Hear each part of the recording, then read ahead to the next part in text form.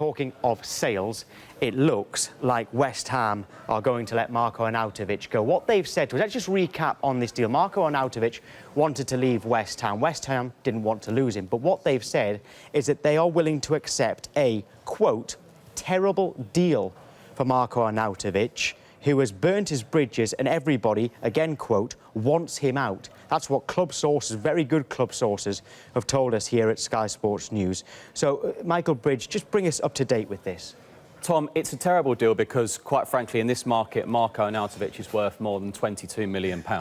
It's got messy. The players have got together and said, we don't want Marko around the training ground. We want a fresh start. We want a good season. We had a positive season under Manuel Pellegrini. Good players are coming in, including Pablo Fornals the other week. He's looking a really good prospect. It got messy in January, didn't it, when he asked to leave the club? He was then given a new contract.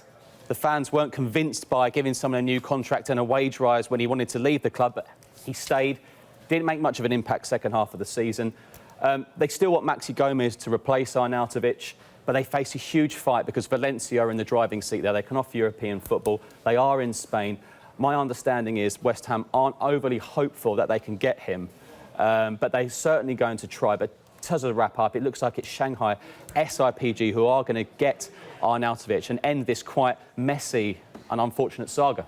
I think we have to hark back to what we were talking about earlier in the week. And what's so interesting about this scenario is the fact that it's his teammates. I can't think of many times in terms of a transfer saga where players asking to leave, where teammates have been a part of that team that has turned around and said, you know, we do not want this player a part of our schedule anymore. We do not want him to be a part of the team schedule. And it's interesting, it's sad that it's ended like this because Marko Arnautović undoubtedly is a talent, and we spoke about it statistically. He's probably their best offensive player, but in his absence means somebody else has to step up and somebody will have to replace him. And this is it, I mean, Mark, because as JD rightly says, that the players aren't happy with him. We know the management aren't happy with him, but as we've been stressing and we've been proving it with our statistics, he's so important. So he really must have been disrupting the dressing room with this latest transfer request, given how important he is to the team. That's the thing. I think a fit Marko Arnautović is a quality player in the Premier League, and that's what's probably going to disappoint the hierarchy at West Ham and, of course, the fans. But the thing that impresses me most about this situation is they've moved quickly. They've not let this situation stagnate. It's not become an issue. You get the feeling there's something special bubbling along at West Ham at the moment, no pun intended. But they... you got me there. Yeah, I love Late to the party, Michael, but you got there. Yeah. Sometimes he needs a prodding or two. we know that. Absolutely. But you get the feeling, because they've acted swiftly, they'll have something in the back of their mind in terms of a target moving forward, and this won't drag on any longer. This has been nipped in the bud very quickly. Just talk about the financial hit, though. You know, this is a player that was £35 million potentially going to China in January, plus he got a new contract out of it, and as Michael sort of said earlier in the week, worth an extra £20,000 a week as well. So, yeah, West Ham are taking a big hit to sell the player for about £20 million this time around. This really is, as you said, decisive. This is somebody they're just trying to get this over and done with. How much do we think he's worth in the modern game if he wasn't handed in a transfer worth request? more than 22 when you've given him a new and improved contract in January, Tom. And he cost 35. Yeah. No. Yes, that's what they could have had. Yes. Yeah. This is why I actually like the quote "terrible deal." It's honest, isn't it? It's refreshing. You don't usually hear this. Yeah. Usually we hear undisclosed quite often in terms now. But look, West Ham want to get it all over and done with. And when players, we don't know the individuals, but, you know, Mark Noble is the leader there. If they've all gone to Manuel Pellegrini and said, we need to get this sorted out ASAP, then they listen. I don't actually personally think it's a bad value for money. I think looking at him... He's 30 years old. He's 30 years old. I think you also knew about Arnautović from his previous time at Stoke that he can potentially be a troublemaker in a change room. This is now 2 change rooms that he's disrupted. So I think getting a bad egg out of your change room before the pre-season and during this important period of time I think is a good value for money. You make a great point there, reinvest that. You make a really good point there. And I think probably in the sense of terrible, they probably think, wish we'd done this in January. They've got options as well. I mean, they've got a lot of options in that front line now as well. You know, Felipe Anderson, Manuel Lanzini, Robert Snodgrass has signed a new contract as well. You know, they've got lots of players that can play around. Pablo Fornals is really exciting. West Ham are shopping well, aren't they? You know, Anderson was a great sign. And they're looking for more as well. Right, we talked at length about Chelsea yesterday, and Dave's been looking further at them today ahead of the upcoming season. Dave, what have you found?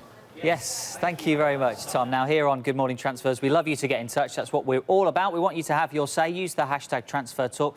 And we did get a tweet yesterday because we talked in depth about Chelsea. And we had a tweet from @TooManyBrownies on Twitter. So thanks very much for your tweet. They used the hashtag #TransferTalk, and they gave us an alternative experienced 11 at Chelsea.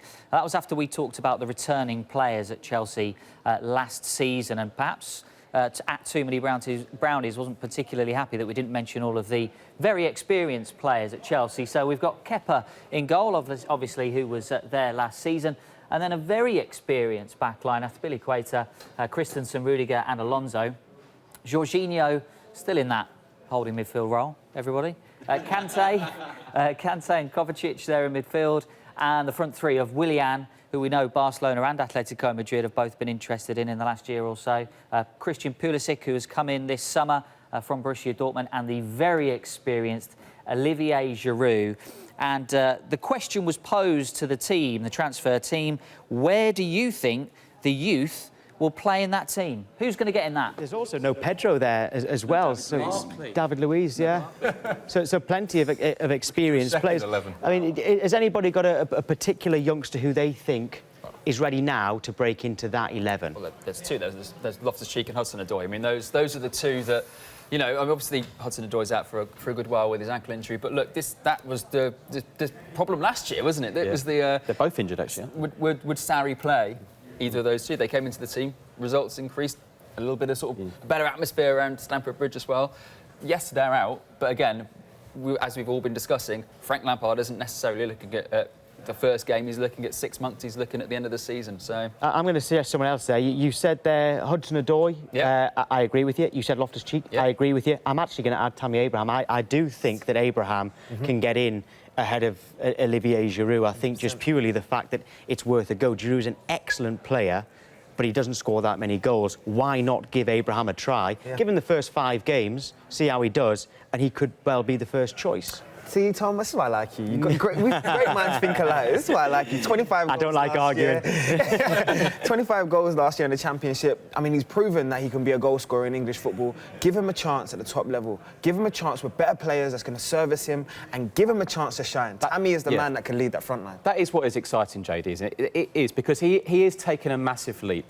You know, he's had good loan spells, absolutely, but you're going up a real ladder with Chelsea. A lot of expectation in the Champions League, so it is very exciting. Looking at that team Dave put out, that's still an excellent team. Yeah, it's really excellent team. Now, you look at the moment, you look with at a strong bench. Absolutely. Now, the problem is Eden Hazard. What a loss. You know, that's a huge loss.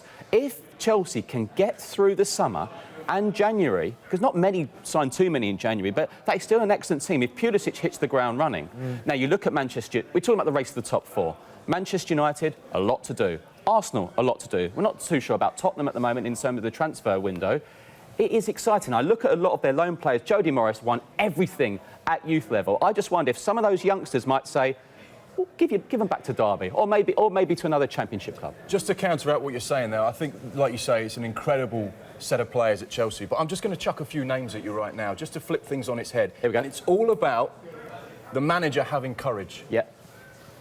In December 2016, Jurgen Klopp put a young man in at 18 years old at right back by the name of Trent Alexander-Arnold. Yep. What happened to him? Now regarded potentially as one of the best right backs in world football. Last season, Bournemouth, Eddie Howe chucked in a young 20-year-old by the name of David Brooks. Yep. He's been linked with a move away. And you can go back as well. There's so many players that have all been chucked in by the manager. They've had faith, and guess what? They've become big stars. And I think there are so many of those young Chelsea players that might not be quite right, but you put them into a better surrounding, they'll become better players. And this time next year, we'll be talking about them as being what a fantastic deal that was. What a great bit of masterstroke play by the manager that was. Great point. Tottenham have done it as well with Kane, Winks, so many of the youngsters that we didn't think. Yeah, Ali, of course. Going back to your point about Tammy Abraham, it's proved to be worked in the past. Yes. Well, Tammy Abraham in the Premier League got into the England squad.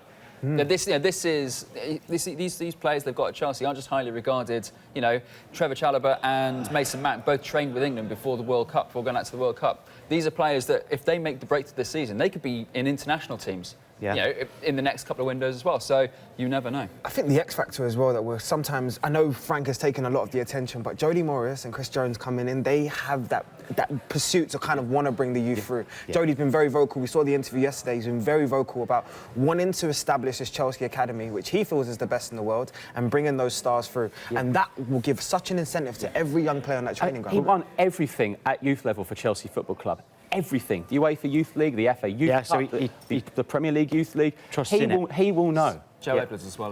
You're coming up. Exactly. I tell you what, it's a test of character. It absolutely is. We want to hear from you as well. Hashtag transfer talk. A few Chelsea fans have got in touch. We've got some West Ham fans as well getting in touch about the Arnautovic story in a moment. But Jake says that in terms of who can break into that 11 that we were showing you there, that Dave was showing, he says, Jake says, I think Mason Mount can break into the Chelsea first team. He knows Frank Lampard and he can rule the attacking midfield. He can score goals and provide goals as well. Good point. Another tweet as well. It's kind of agreeing what we were saying at the start. Says that Abraham has to start. Hudson-Odoi and Loftus-Cheek have to start. So a few of you getting in touch there on Chelsea. I think that was a really good point there, that we must stress that Frank Lampard is coming into what is already a very good side, but he's also got very good youngsters coming through, which is why we've been talking about how exciting a time this is for Chelsea. Right, back to the Arnautovic story, because we've got some tweets from West Ham fans as well. Richard says, I'm a West Ham fan.